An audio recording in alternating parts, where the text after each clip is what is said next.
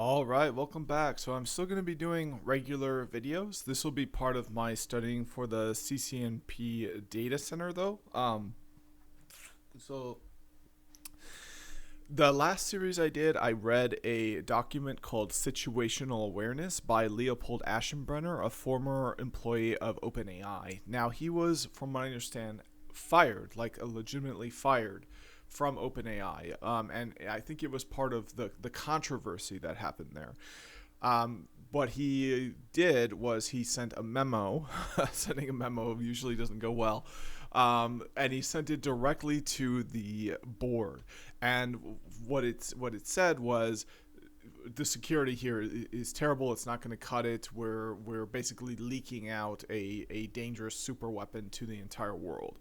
And the board took that very seriously, and they cracked down on his boss, Sam Altman.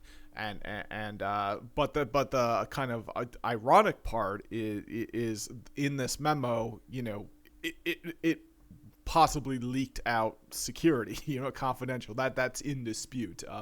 Leopold, of course, says that it does not. That it's just discussing public information, but the people who decide whether or not he's hired disagree and think he was reckless with the very information he was saying was insecure. So he was fired because his supervisors have the power to do so and deemed it necessary.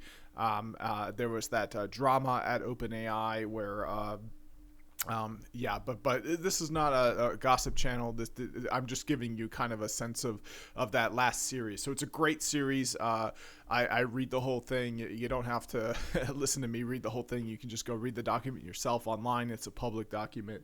What I learned from that series is I really honestly believe that in the next few years, by 2027, data centers are going to turn into a multi-trillion-dollar space with a T. Right now, they're currently about $100 billion space. Tens of billions of dollars, tens of billions of dollars space. But other spaces like service provider, where kind of I carved out my niche so far, it's a handful of billions at most. The second largest service provider in the nation did an advertising campaign based on their presumably large commitment to upgrade their infrastructure with a price tag of $2 billion. So like candy corn dollars in that space. That against a $1 trillion industry, it's like, excuse me, I'll take the $1 trillion industry. So I'm trying to do that by getting a data center, CCNP data center cert.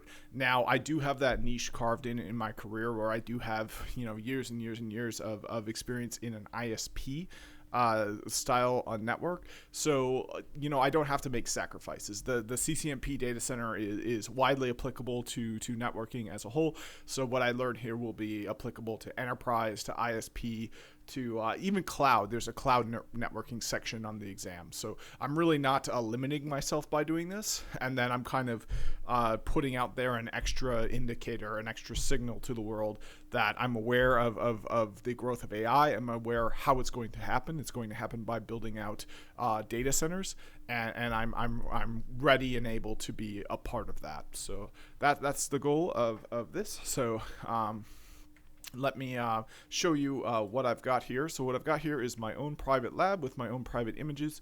You have to make sure you get the images in a acceptable way. There's consequences for not doing so. So unfortunately, the reason I say that is if you want to ask me, oh, where'd you get your images? Can you give me your images? Just like every other YouTuber out there, David Bumble, Network Chuck, I'm going to have to say no. I'm not going to be the guy that takes the risk. So unfortunately, the answer is going to be no. the other thing to note is that the official certification guide is my strategy. I'm reading the official certification guide. I'm reading it with the AI. So an S tier strategy of learning is active recall. So we're going to read it together, and we're going to focus on the active recall learning strategy together as we read it. And then the final part of my strategy, aside from reading the book, will be, of course, to do hands-on exercises. And these are my own hands-on exercises in my own lab with my own images, and they're designed to have me pass the test, but I'll just reiterate that the book is under copyright. So as much as I'd love to just read the book out word for word like I've done with other books on this channel, I'm really not going to take that risk. You know, I might be deemed ineligible to take the cert. I might be deemed eligible to hold Cisco certs at all. So I'm going to really stick by what's written in that book and just stick to my own hands-on exercises with my own kind of quirky naming scheme. 1-4, 1-5, and 1-15.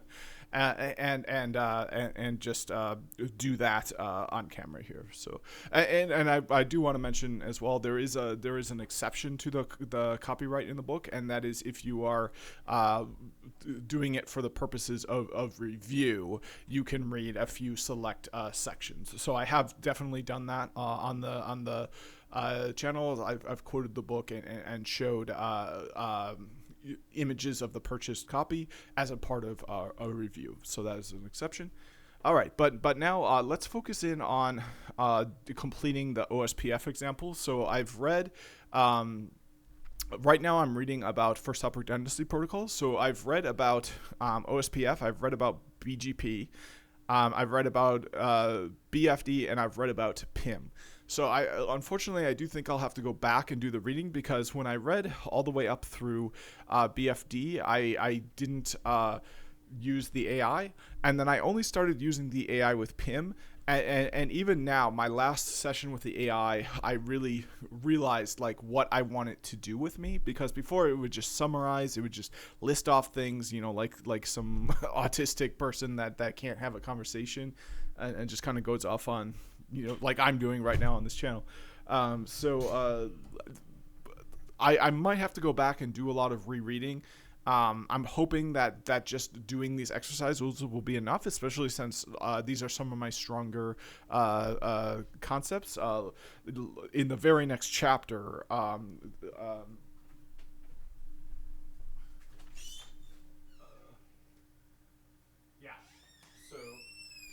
in the very next chapter, we'll be looking at application-centric infrastructure and like fabric overlays and stuff that just not only are you know, they're my weakest subjects for a reason, because it's new technology that came out and that was not on these exams when I took them initially. So but for now, let's focus on this. So we're gonna hold down Control to select multiple like that.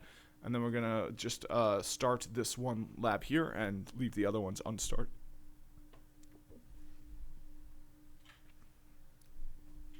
Okay, now these devices have management interfaces on them. So if I don't want to just work with them on the console, I do have the option to drop a some sort of like Linux server and work with them on there. That might be a better option. The console sometimes isn't quite as good, but for now, let's just focus on the console and making sure that these are ready to work on.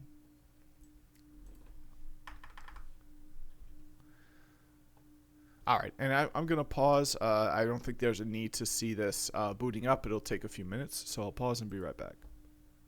All right, and I'll do some brief check-ins. So we're still trying to mount the CD-ROM, which is bad. If there's a way I could disable that, I think it might go faster. So can I disable it to trying to mount the CD-ROM?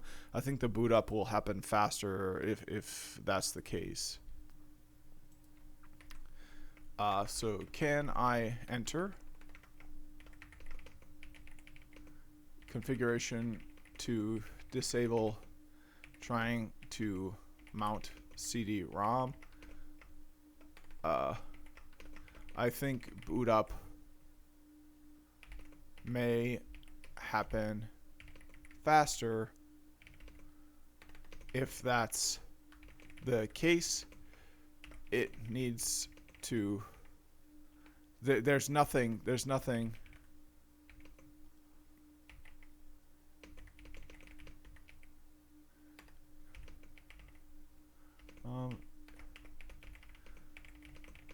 It will time out and fail. There we go.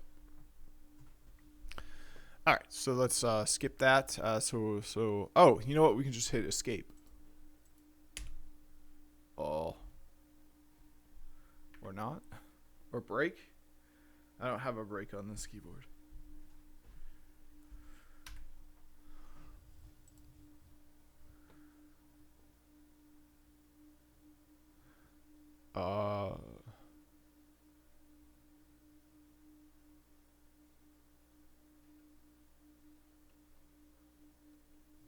So this is a Nexus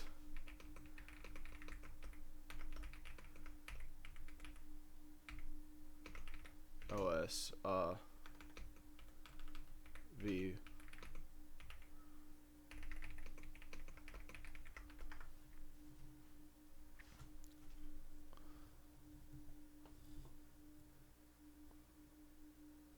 Config T.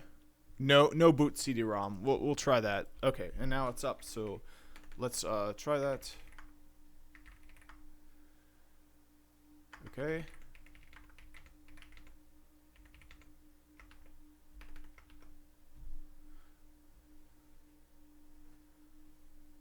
All right. So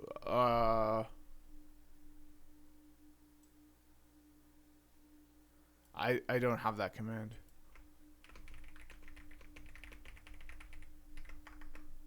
And one thing I must emphasize on this channel is this is not an appropriate way to answer these questions. This is ChatGPT, which can be good, but it can also be bad. The thing that's going to be consistently good is the official documentation. So it's okay to use ChatGPT, I think, but it's not okay to rely on it unquestionably or to sink down in rabbit holes that are going to go nowhere. You really need to tie it together with the official documentation. That's really the only way to use it effectively.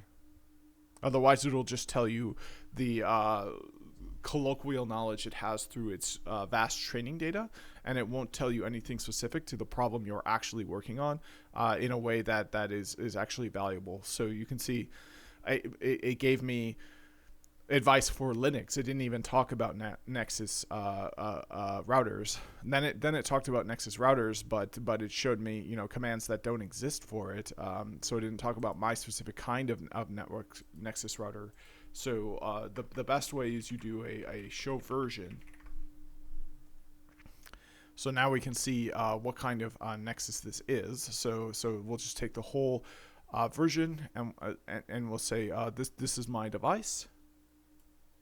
Okay. And I'm not saying not to use. In fact, I'm saying the opposite. I'm saying to use the AI, but to use it more effectively. So we're gonna paste that in and say this is my version of Nexus. Please provide me with any and all official documentation links.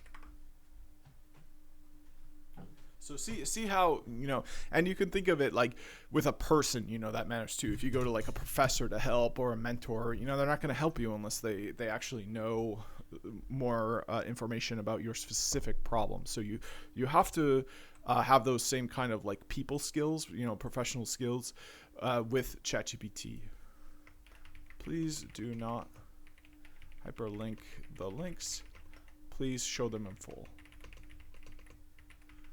Okay, and the hyperlink is broken, so hopefully this will fix that.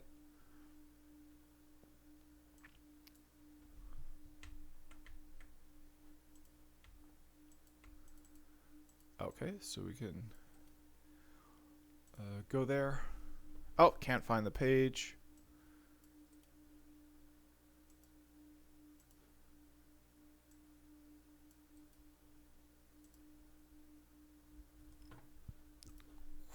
Please read.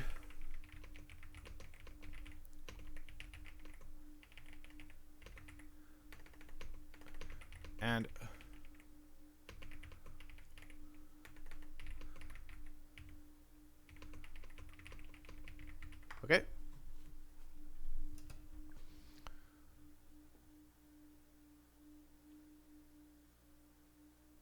okay. Okay. Now, please rethink whether this is a Cisco Nexus is in a V. Use the version output to think again. See, it's saying that because it's... Oh, it is. Okay. All right. Well.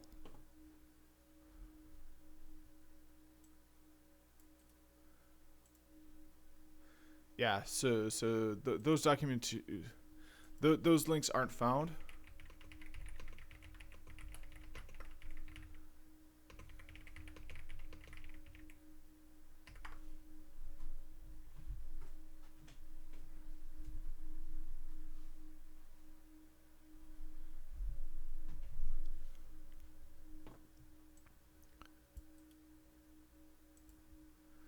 Okay, still not found. And I wonder if it's because I'm not logged in. So I can log into Cisco, that's okay.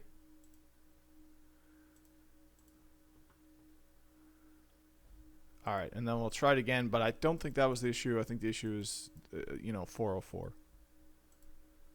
Like, it should redirect if it was a login issue.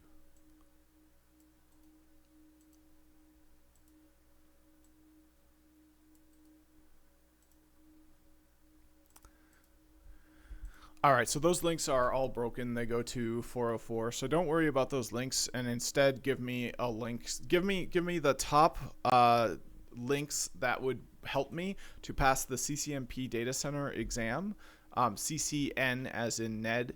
CCNP data center exam. So give me the top links that would help me to pass that, and we're gonna focus in on section 1, applying routing protocols, and specifically we're going to focus in on doing an OSPF hands-on exercise now. So give me the most important links to help me do this exercise so that I can pass the exam.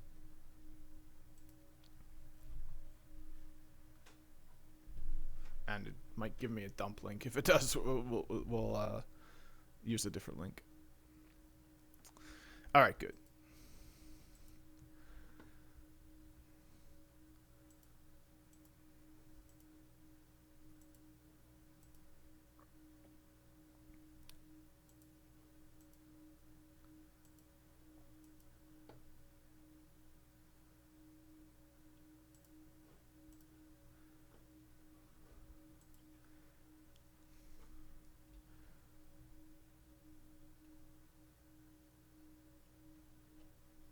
Okay, so this is a file. It's giving me a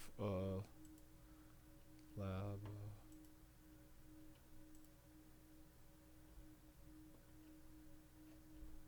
Well, anyway, I think that was kind of a waste of time. Let's not waste any further time. I mean, we had time to waste because we were waiting for this to come up, and it was worth a shot because I thought maybe I could get this to boot up faster, but it is what it is. It's just an extra few minutes here and there. That's not that important in the grand scheme of things if I pass. So.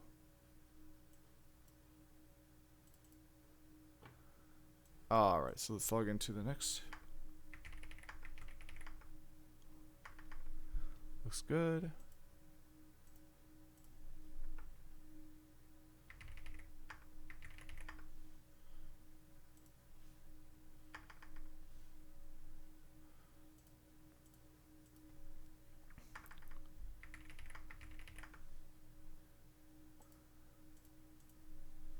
Okay, so now I'm going to assign them host names. So this is .1 here. So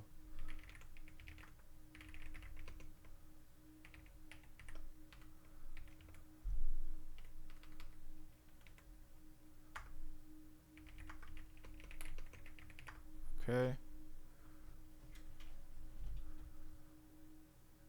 All right. So now we've got looks like we've got another SW dash one. So that's surprising because I thought it would match what was up there. You know what? So I can't be guaranteed what, because this pane here is off, so I can't be guaranteed which is which. So we're just gonna go one at a time.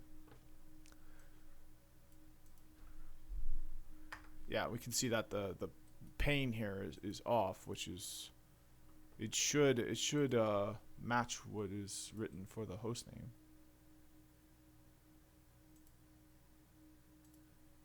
Huh.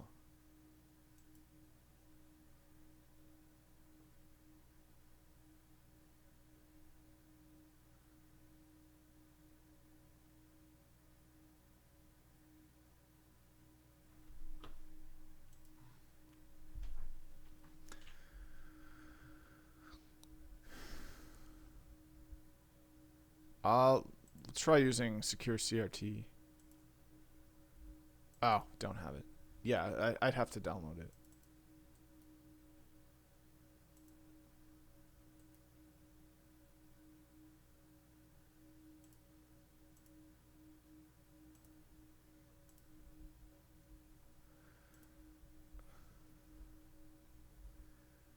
Okay, I don't know why the name of the putty session is so wacky. There's nothing here named that, so it's just kind of getting the name of the putty session randomly, uh, which is pretty much unacceptable because I'm going to not be able to remember like which is which, right? So uh, let's change the settings. So these are the default settings. We're gonna go to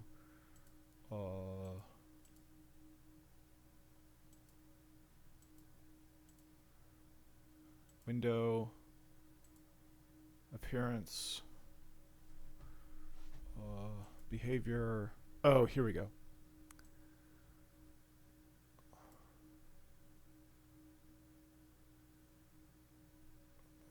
So can I have it be a custom name?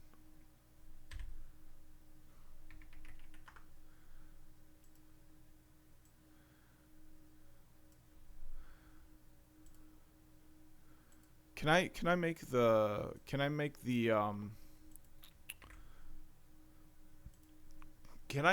the window title automatically be what the device hostname is in GNS?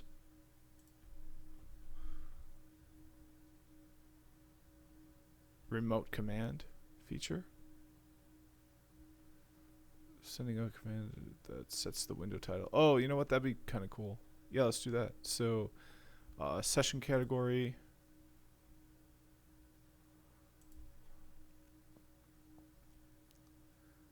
Yep.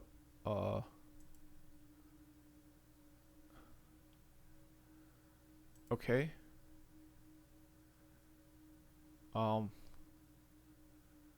Connection category. We can close these. Oops, I can't close it.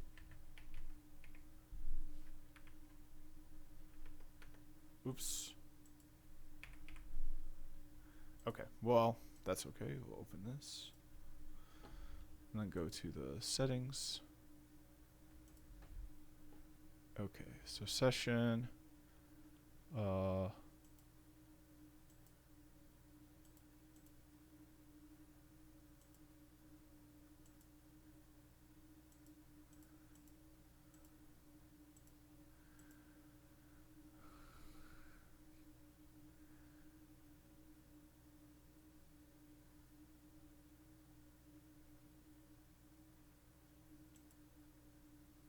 Okay, so we can disable the feature here, but I not only do I not want to disable it, I want to have it be enabled and configure it.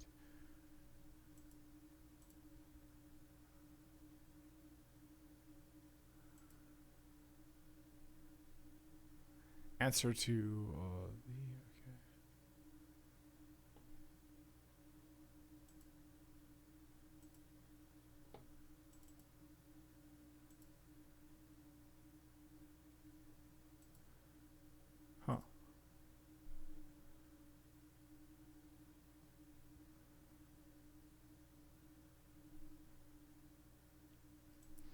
Well, I don't see where this exists.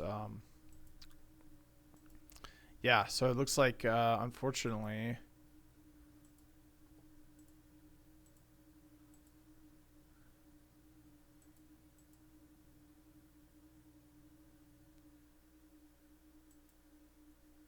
yeah. So let's try this. We're gonna separate. I'm just gonna call it council. Apply. All right, and then see what happens there.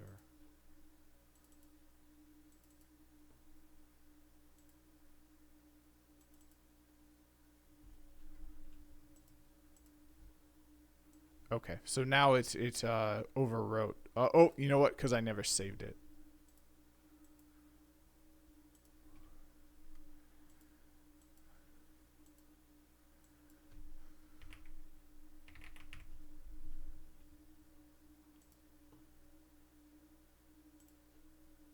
Okay, so I hit apply. Apply applies it to this one session, so we can see that it changed it, but it does not save it for future sessions. It's very confusing in that regard. It does not behave the way you would expect. So now you see the changes are reverted. So it basically does the opposite of what you would want when you click apply. So we got to open this and then go to change settings, and then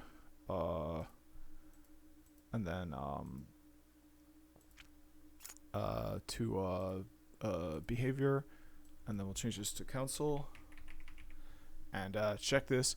So now you might think you want to click apply, right? No, that's the opposite of what you want to do. You want to go to session, you want to click the default settings, and you want to click save, and then you can click apply. So it's very counterintuitive. And now we can see when I open this one, it switches to council, and now it's a lot happier.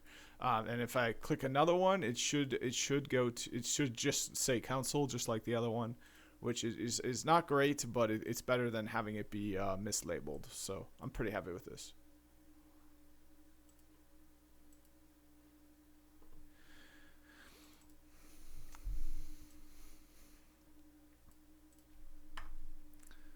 All right, so we'll change the host name here.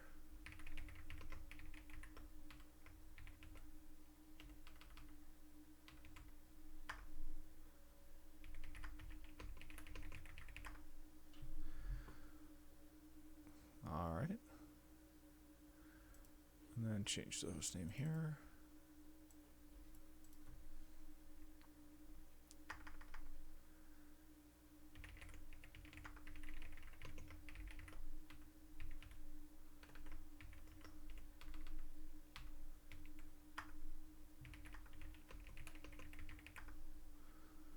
Looks good to me. Change the host name here.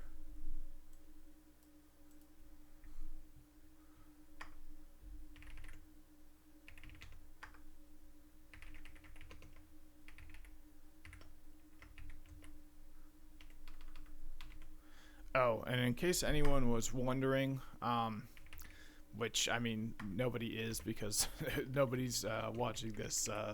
Well, if you are, thank you. I appreciate it. I hope you learned something. And if you're wondering about the secondhand smoke situation that I complained about a lot in the last few videos, it was me, because of course it's me. I did write a perhaps a scathing letter, but I wrote an apology letter a few minutes afterwards, because I realized that, in fact, I was not smelling cigarette smoke. I was smelling coffee grounds in my own garbage. So once I made that realization, I sent a letter of apology. Luckily, it was only a few minutes later, and I haven't heard anything come of it. So yeah, I try not to be that way, to be paranoid and adversarial to my neighbors like that, and to accuse them. I always try to kind of, have a metacognition and think like, oh, what else could it be? And kind of have a, more of a problem solving mindset than a like accusatory paranoid mindset.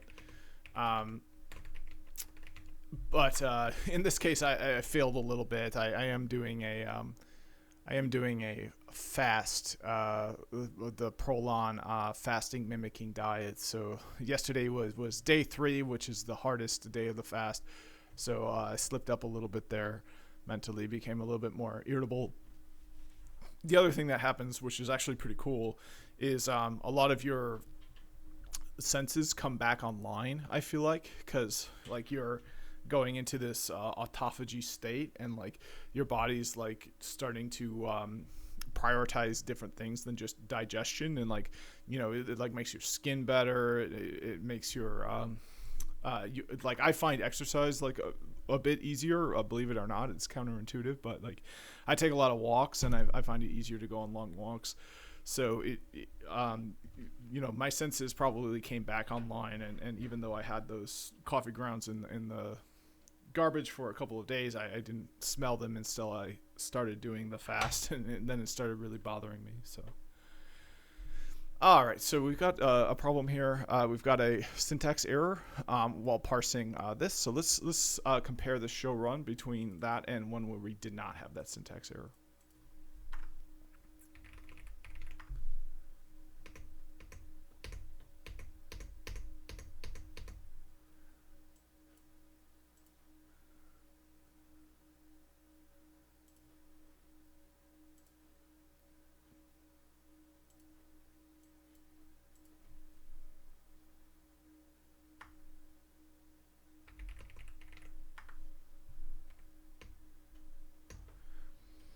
Okay, so we see we've got some OSPF configuration on this one here, which is 900-1, the one in the center. So we've got, let's see here. So yeah, everything looks pretty much the same. We do have an extra, yeah, everything looks the same. We've got more. Oh, okay, so no, this is all the same.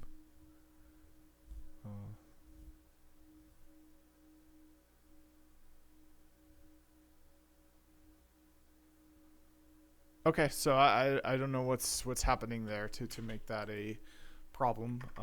It seems like it's not really a problem. It's just superficial. Oh, you know what? Maybe you know what? That's what I did. I think I did copy start run rather than copy run start.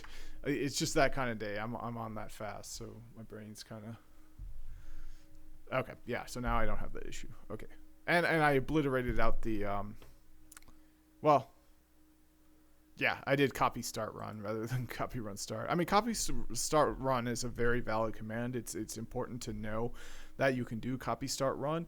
But it's really important not to do it accidentally. That if I were in production and I did that, I would have caused an outage. But that's why you have automation. All right, so there we go. That looks good. Yeah, so now all the host names are set up. So let's verify the middle router.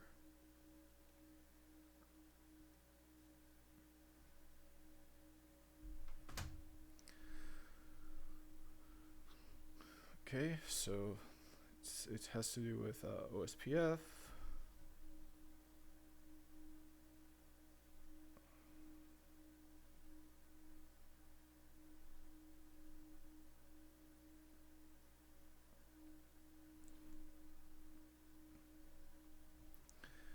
All right, so we'll take a look at the configuration here. Just do a show run. Or let's do it show run pipe section OSPF. Okay, so now we've got it enabled, good. Router OSPF 21 looks good. Router ID 101. Area ID 0 authentication digest. Stub area looks good. Okay, and then we've got OSPF version 3 is enabled as well. The feature is enabled. Then router OSPF 2.1, router OSPF version 3. So it looks like I've got an error here. I defined that as 23 rather than as oh oh you know what? I have two of them. So I have one here as 21 with the router ID set. That looks good, and then one here as 23 with the router ID is not set. We have an area here. Which is a stub area. Okay, so all right, so that looks good. So now let's do show run pipe section IP. So now we have should have an interface. Well, let's do show run interface hello0 Cisco world. Okay, IP address looks good. Area, IP router, OSPF area looks good. Okay, and then look at the next interface.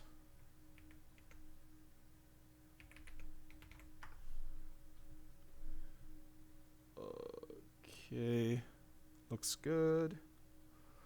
Authentication message digest looks good. Authentication, okay, looks good. Router OSPF 21 area looks good. IPv6 address looks. Let's see if this. Okay, that looks good to me. Router OSPF. Okay, looks good. I don't know if So I did the no shutdown. Okay, so on to the next one. Now I don't have 23 on there. That's because it's not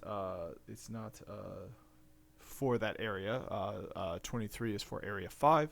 OSPF process 21 is for area 0. So I should see 23 here. That actually might be a typo. So now we're looking at 1-2. So we've got IP address looks good on there.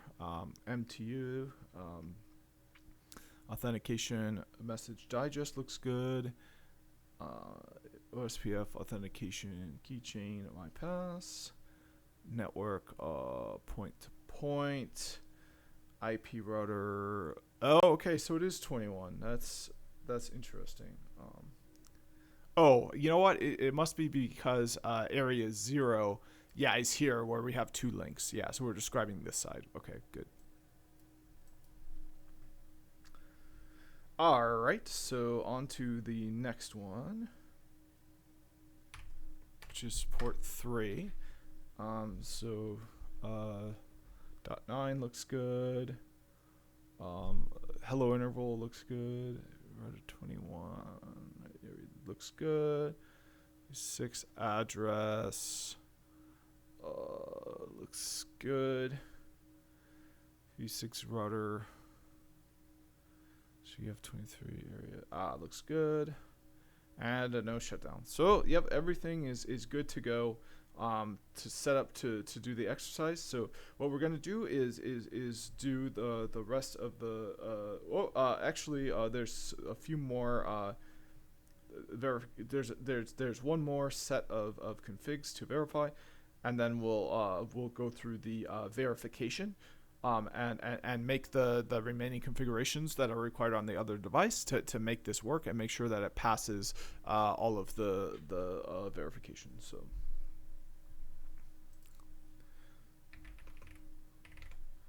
show run pipe include key. So let's just do so we've got a keychain here. MyPass key 0. We got a key string that's encrypted. That's good. And so everything's good to go. I'll just do a copy run start, not start run. That would brick the whole thing. Oh man, I can't believe I did that. If I did that on the Java production, that would be really bad. That would be really, really, really bad. I'm not used to working on Cisco's. I've been on Junipers. Junipers don't have that. You can't do that on a Juniper. I like junipers. All right. Anyways, let's see here. Okay. So yep. So what we're gonna verify is the show IP OSPF neighbors command. So we can see right now we've got blank output. So we're gonna have to set up the neighbors. Okay, so we'll start with this side of the network and set up an OSPF neighbor here. So we're going to do show run pipe section OSPF. And then based on what we have there, we'll configure the other devices. And I'll do a sound check.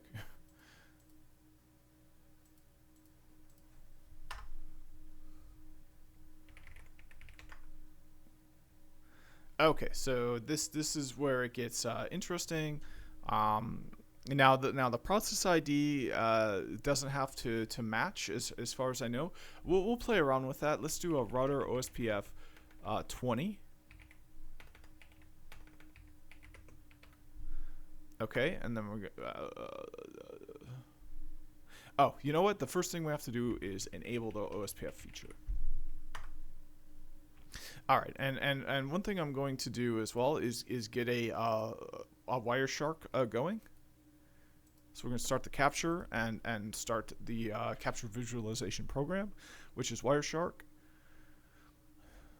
So you can see already on the line we've got hello packets. Now the hello packets are you notice the destination.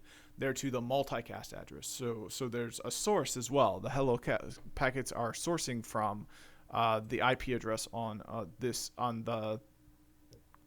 what we configured here. So if I open this up,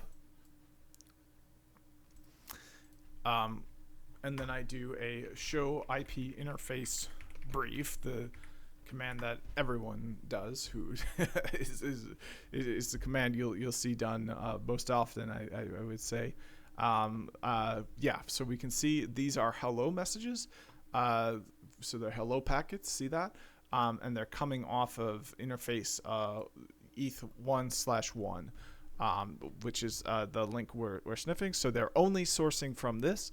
The idea is we're going to finish configuring this, and then the hello packet will be sent the other way as well, and then they'll form a neighbor adjacency. So we can dive into the actual OSPF header a little bit.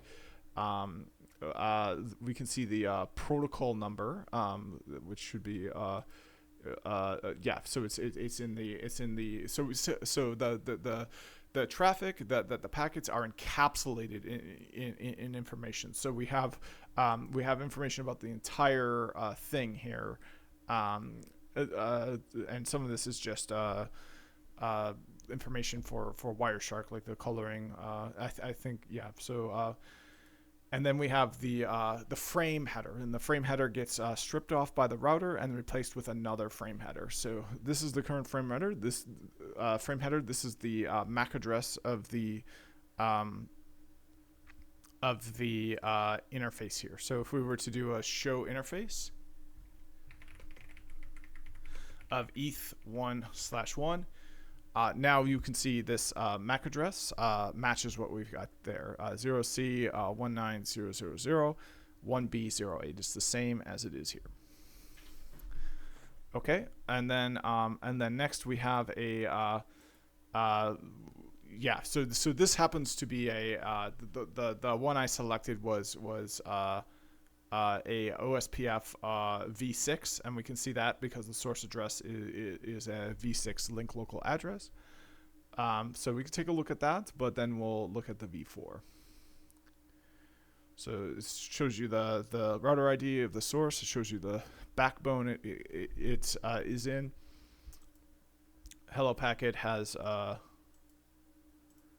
you know, all of this. So oh, it has a backup designated router selected. So so yeah, that's v6. So we'll look at v4.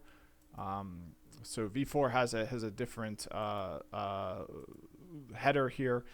It still has a protocol number 89. It's the same even though it's v6 or v4 because it's the encapsulated next part of the packet. It is still the same whether it's v6 or v4. V6 or v4 is just how you transmit.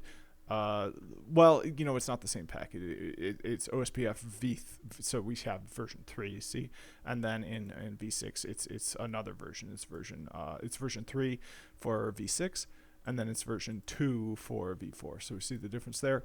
V4, we've got that encryption set up, so we can see the encryption going through. The encrypt data is encrypted. Yeah, so.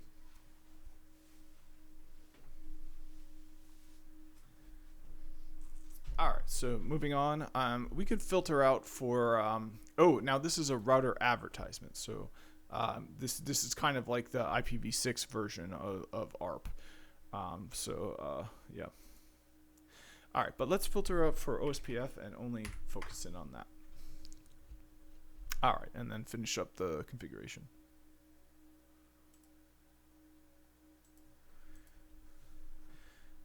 Okay, and that says that it requires a license that is not installed, but it's fine.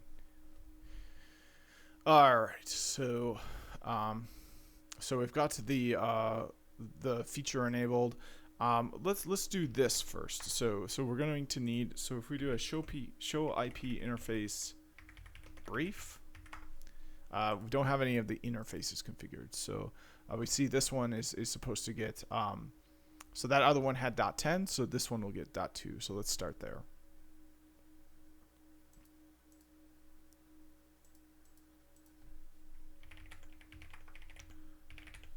Okay.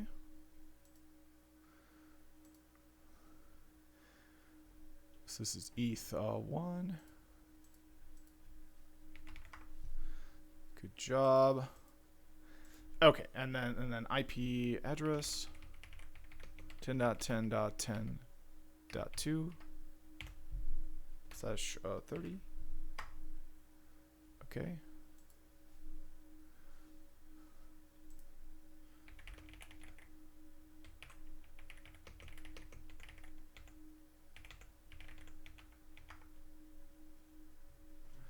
All right, might as well put the v6 address on there as well.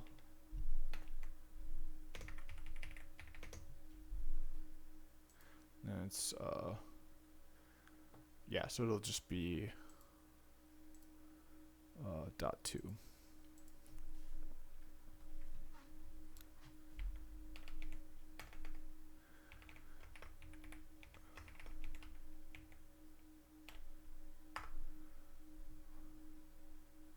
All right, and then I'll have to configure OSPF first. So we can see we don't have the hellos coming out yet, right? They're only from that source. So we'll get hellos coming from the other side once we enable it globally and then enable it on the interface. So we won't even get it until we enable it on the interface.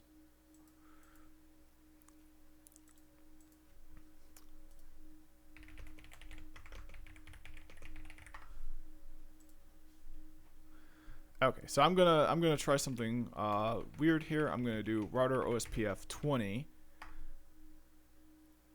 Okay, and then I'll do router ID, and I think it's predetermined. So it's gonna be oh, I don't know what the, well, it doesn't matter what the router ID is. So as long as it's unique. So we'll do 2, okay, and then we'll do keep going on this. Okay.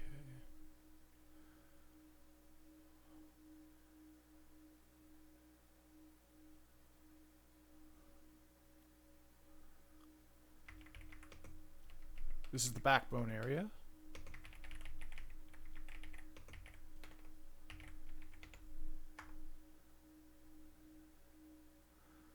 All right.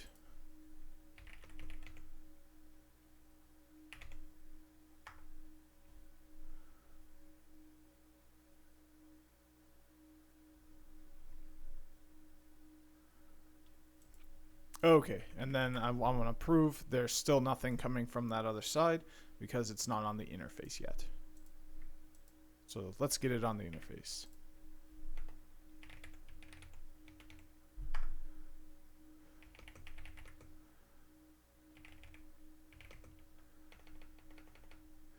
And let's take care of the keychain first.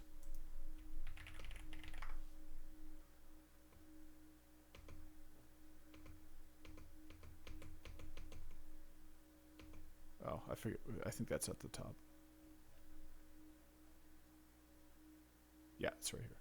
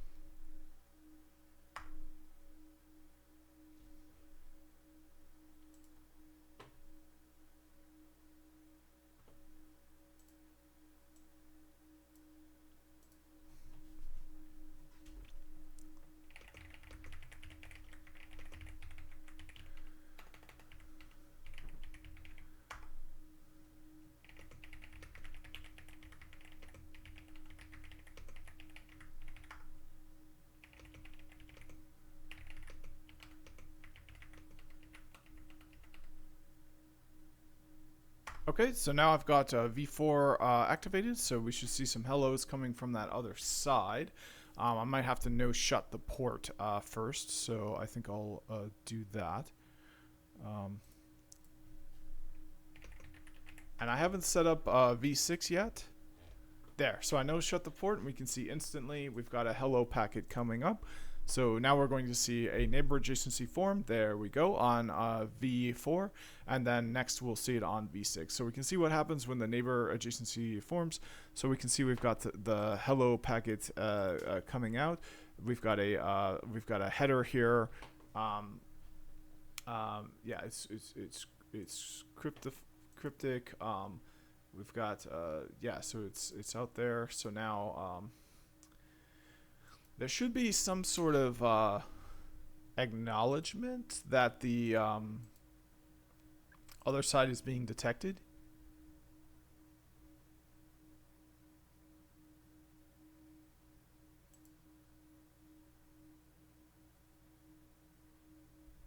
Actually, I think it's just in this one. So yeah. So now we've got a database description. It received a hello message from the other side.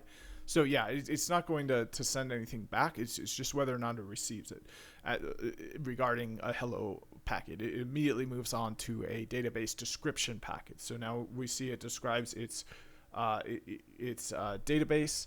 Um, uh, and then it determines.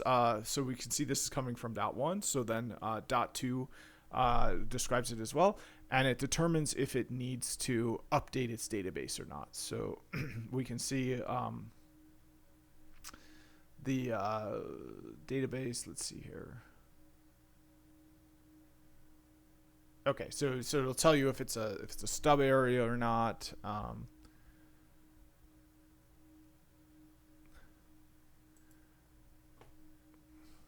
Okay. So it looks like it actually okay, and then it's sent. So now it's yeah. So .1 is describing its database. .2 describes its database, and now .1 sends a router advertisement. So it sends or sorry, a link state advertisement. So after it sends that database description that doesn't have any linked state advertisements in it, now router 1 sends a link state advertisement. So it's a new part of OSPF. So it sends a type 3 because it's an area border router. So it sends a summary LSA. Okay, and then it also of course sends the type 1 that every router sends, and we can see in the type 1 we've got the link state ID, the advertising router, We've got the link state. So we've got the LSA type. It's a router. Then we've got certain things. We've got the options. So yeah, pretty good there. So now router 2 sends a link state request. It doesn't have it up to date, so it sends that it sends actually 2 requests. One is a request for summary LSA, and then the other is the router LSA. So now it will send an update in response to the request. So now we have a link state update packet with 2 advertisements here. All right, and we'll see more of that when we set up the other side. So so now it's sending all of the links that it has in the area. It's sending all of the subnets. So yeah, so it has that other side configured, so it sends that too, even though the other side from that is not set up, because it's still spamming out. If we were to sniff this other link, even though the link isn't set up here, because by nature of this link being up, even though the other side isn't configured to accept IP traffic, it's still going to spam out the hellos, and we can see them right here. See, so there's a hello for IPv6 and there's a hello for IPv4. They're coming from .9, but we won't see any come from the other side. And they'll spam out every 5 seconds or so we can see this increment by about 5, more like 7, more like 10. Oh, you know what? It's every 10 seconds. All right, looks good to me. Now, okay. Well, you know, it's roughly every whatever. And then it depends on the software, too. It's not going to be exactly when. Okay, so we'll quit without saving and then stop sniffing here. And then go back to looking at this. So now that we've got to the update, and we can see it sends the networks it's aware of through a link state advertisement type 1. Now we do the same song and dance for another time, but this time the update will come from .2. So both sides go through that update, and then this process is completed with an acknowledgement, and they go through the update multiple times because they update each specific link state advertisement. So we have its own update packet here for type 1 that we saw. So it's doing that for the type 1s. Yep, and then we have it for type 2s as well. So if I collapse this header, open the link state packet, we can see now we have one for a type 2 LSA as well. We have the net mask in that one. We shouldn't have the net mask in type 1s. Well, we have it as data here, but we don't have an explicit field for a net mask the same way we do in type 2s. See? All right, so yeah, I think that's it. You can see how there's an update for every sort of LSA, and each of them come with a LSA type 1. It's type 1s are always included, router LSAs, but we have an update for the summary LSA type 3 because it's an ABR sourcing from .1. .1 is an ABR. Then we have an update sourcing from .2, which is just a type 1, and then we also have a type 2 sourcing from .1 because .1 is the designated router, so it sends out the type 2, and we can see that it's the designated router. I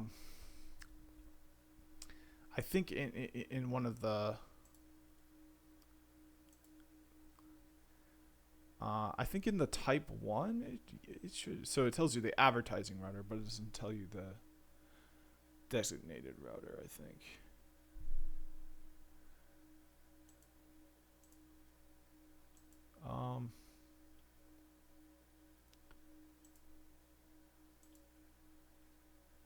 No, it doesn't. Huh, that's surprising. I thought it would. Maybe it's in a different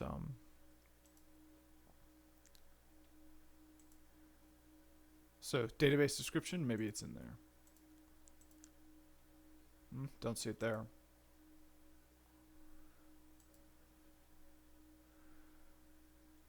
Yeah, so I don't know how it knows which is the designated router. I think in a point-to-point connection, it doesn't have a designated router, but this was not explicitly defined as a point-to-point connection, so I'm not sure how that works.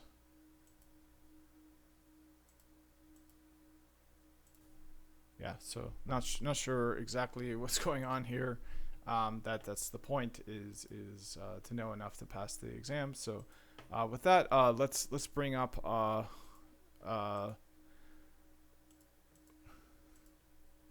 yeah. So now we've got the message as well. OSPF. Oh, something failed here. NetStack failed. V6 failed. Yeah, but V4 we should see a loading to full.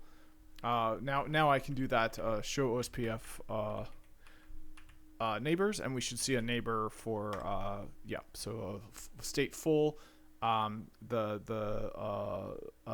backup designated router is what the neighbor is. This is the designated router, so it sends out those link to those type 2 link state advertisements. So we saw that a type 2. So we have link state advertisements here labeled link state update, and we saw that only the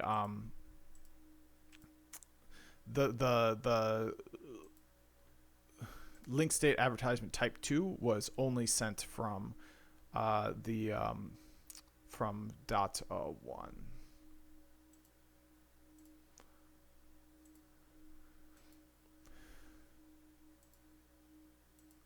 Yeah, exactly. And then the link state, the type 2 has a special field for the net mask. And I think that's one of the main things that the type 2 does. The type 1 doesn't have a field for the net mask. It does include it.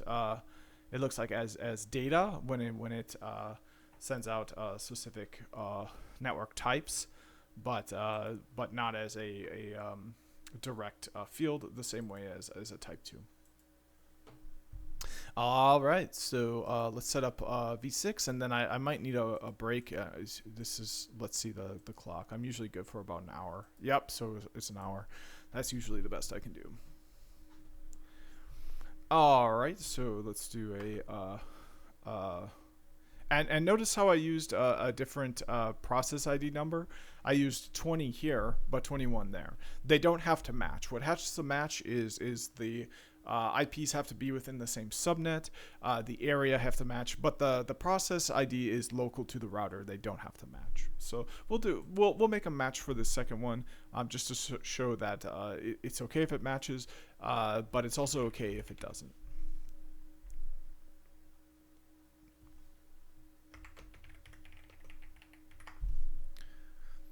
All right, so show run int Ethernet -1. Okay. So now it's we have to actually set up.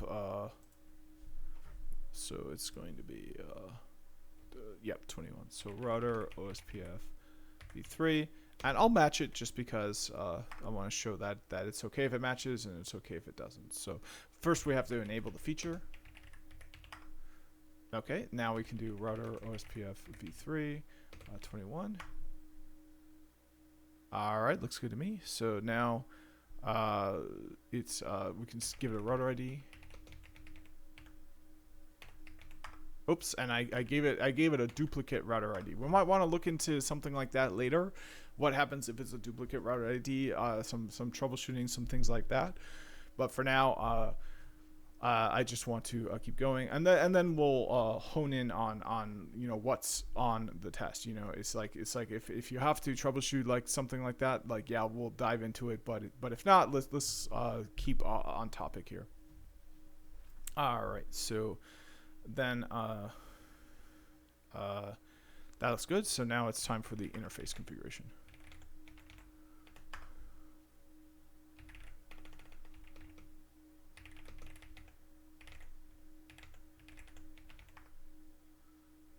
Okay, so we've already got the IP address on there. Really, it's just as simple as this. IPv4, router, OSPF v3, and we went with 21, just like the other one. Area 0.0.0.0. And it's already no shut, so should be spanning the traffic. We'll do a copy run start, not a copy start run. That would be a disaster. And now we should have a period of when I was working there, just hello packets going by, doing nothing. And now, not doing nothing, keeping the session alive. So if we look at the OSPF header,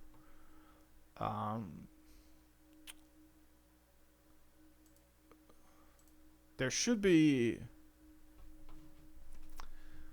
Yeah, so we've got the dead interval, the hello interval. I think one of these, and let's ask the AI.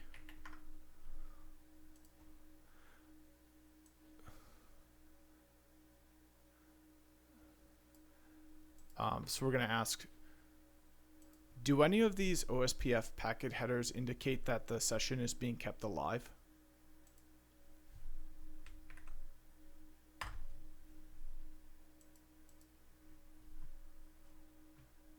The image shows details of an OSPF hello packet. In OSPF, hello packets are used to establish and maintain neighbor relationships between routers. Specifically, the presence of hello packets is a key indicator that an OSPF session is alive and active. Here's a breakdown. Key elements in the OSPF hello packet. OSPF hello packet. Interface ID, the identifier of the interface on which the hello packet is sent. Router priority, determines the priority of the router in the DR, designated router election process. Options field, indicates various capabilities and options. Options field details, the options field in the OS... All right, so here's the answer. These options indicate the capabilities, but they do not indicate directly whether the session is being kept alive. But however, the regular exchange of hello packets between OSPF neighbors is what keeps the session alive. Okay, but whether or not the session is currently being kept alive or not has nothing to do with what's in the packet, right? It just has to do with the processing that the routers do. So you could see some information about that, like through a show command on the router, right? But not necessarily directly in the packet. You're correct.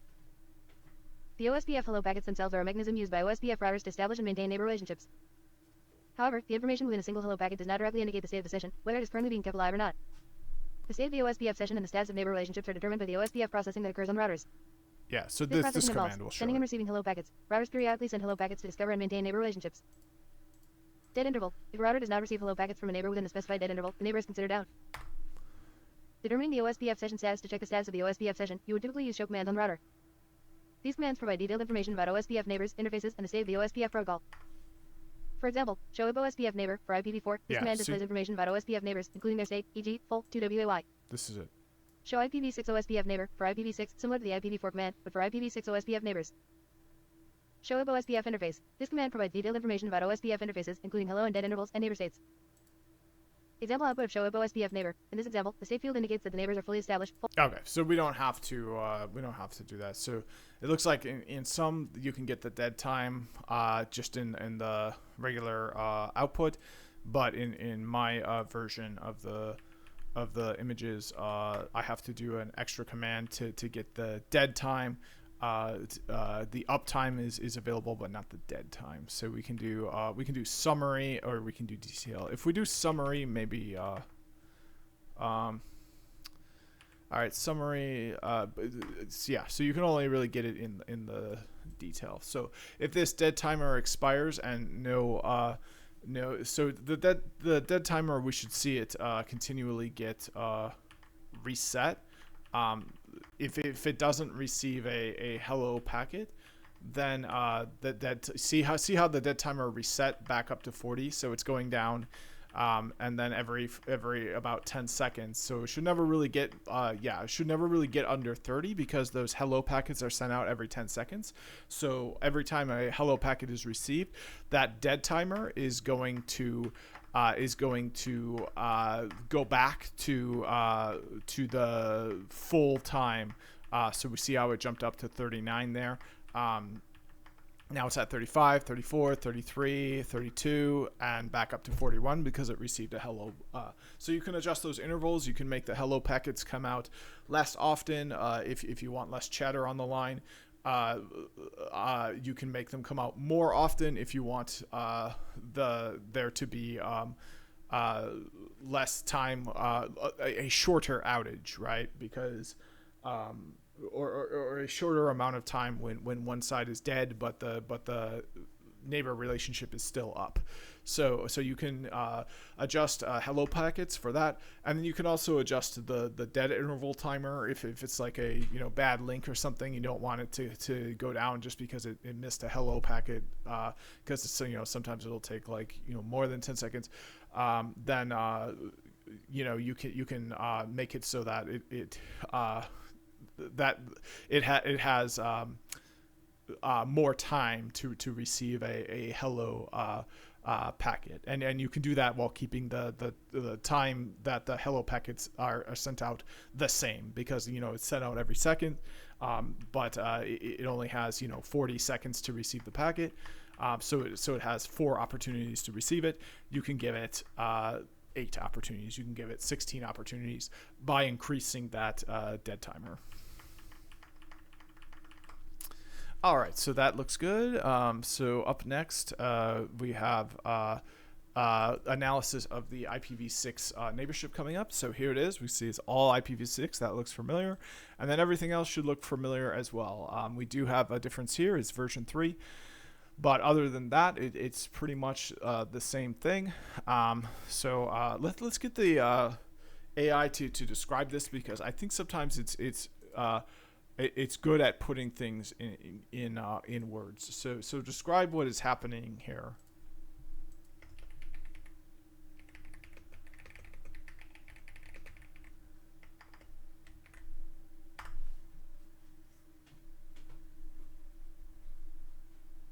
In the provided screenshot of Wireshark capture, you can observe the OSPF open source path first protocol traffic between devices. Here's a breakdown of what is happening in this capture. Overview of the capture packet list pane, top section, displays the list of capture packets with columns for note, time, source, destination, protocol, length, and info. Mm-hmm. The protocol column indicates that all these packets are OSPF packets. Right. The info column provides additional details about the type of OSPF packet, e.g., hello packet, DB description, ls request, ls update. Packet details pane, middle section, provides detailed information about the selected packet number 514 in this case. You can see the structure of the OSPF packet, including the OSPF header and specific details about the OSPF DB description message. Packet bytes pane, bottom section, displays the raw data of the selected packet in both hexadecimal and ASCII formats. Detailed analysis packet list analysis packets 513, 514, 516, 517, etc. These packets are various OSPF packets exchanged between routers. Yep. OSPF packet types, hello packet, e.g., packets 513, 527, used to establish and maintain neighbor relationships. DB description, database description, e.g., packets 514, 516, 518, exchanged after the initial hello packets to describe the contents of a topological database. LS request, link state request, e.g., packet 517, used to request specific link state advertisements from a neighbor. LS update, link state update, e.g., packet 518, 524, used to update neighbors with new link state information. Packet details analysis, selected packet 514, Ethernet 2, contains the MAC addresses of a source and destination. Internet Protocol version 6, IPv6, contains the IPv6 addresses of a source and destination. OSPF header, provides general information about the OSPF packet, including version, type, packet length, router ID, area ID, checksum, and authentication type. OSPF DB description, contains details about the OSPF database, including options and sequence number. Key fields in the OSPF DB description options field, hexadecimal 000013, indicate specific OSPF capabilities, such as the support for external routes, E, and IPv6 routing, V6. Reserved, always set to 0. DB description options, router, set. E, external routing capability, set. V6, supports IPv6 routing, set. Summary: the Wireshark capture is showing OSPF traffic between devices with various OSPF packet types being exchanged. The specific packet selected, packet 514, is an OSPF database description packet, which is part of the OSPF neighbor establishment process. Regular exchanges of hello packets, DB description packets, and LS update packets indicate active OSPF sessions and ongoing topology synchronization between routers. This capture provides a snapshot of the OSPF operation, showing the mechanisms used by OSPF to discover neighbors, establish neighbor relationships, and synchronize linked state databases to ensure all routers have a consistent view of network topology. Yeah, so if you're studying for the CCNA, you might only need to concern yourself with link state advertisements 1 through 5. Definitely it's the CCNP and beyond. Of course, there are more link state advertisements. They're trying to simplify things. So we've got more link state advertisements we can see here. We've got a type 9, which is an intra-area prefix LSA. So it's specific to IPv6 as far as I understand. Yeah, and we can see that it has a IP address prefix field, and it's IPv6 prefix. We have IPv4 addresses here, but they're just IDs, they're identifiers, they're not actual addresses. So then we also have a type 8, which is a link LSA. And again, it's a LSA that is specific to OSPF version 3, as far as I understand. I think it is. Yeah, so we've got a link local interface address field, which is an IPv6 address. So this wouldn't work so well for IPv4 because IPv4 doesn't have link local addresses. It has ARP instead. So now we've got a type 1, which is always set out for OSPF. So this is not specific to version 3 or version 2. It's used in both versions. But when you're using version 3, you've got these different LSA types. It's no longer 1 through 5, so you have to be aware of that if you're going for a more advanced exam. Maybe even nowadays if you're just going for the CCNA as well, because IPv6 is anywhere else but the United States is prominent. All right, so I think that's probably all I can do. As I said, I'm usually good for an hour. Then I need kind of a more extended break. Yeah, we've got OSPF up and functional here. Let's do some of those verification commands to see where we're at. So we're going to do it here. So we're going to do show IP OSPF neighbors. Okay, so you can see we've got one neighbor. Eventually we'll have more than that when we get back to it. And then yeah, so there we go.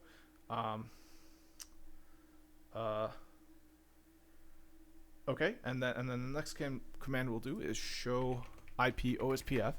Now we get a lot of output here, so we should have, yeah. So we have the areas that are configured. We have everything. Any information you want is going to be probably in here. So and then the next one we'll do is show IP OSPF interface brief. All right, so now we can see 1.1 is the DR, 1/2 is P2P, 1.3 is the DR. Now that's interesting. That's P2P. I think it's in a different state because, oh yeah, I'm not sure why it's in a different state because this is not the stub. So yeah, I don't know why it's. Oh, you know what? It's P2P because it's not up, I think. But 1.3 isn't up either. So yeah, I'm not sure what the P2P is. So let's have a conversation with the AI. What is the P to?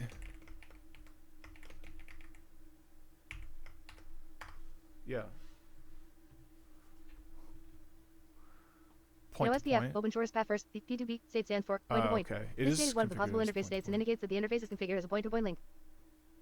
Characteristics of point-to-point, P2P, state, and OSPF. Direct connection. The interface connects directly to one other OSPF router.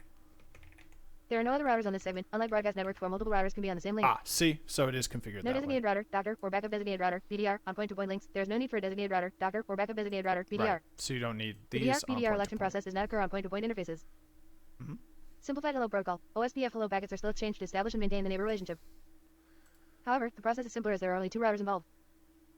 State representation. The interface state is displayed as P2P in OSPF interface summaries. It indicates that the interface is operating in point-to-point mode. Example analysis. From your provided output, interface F1/2, ID 3. A network error occurred.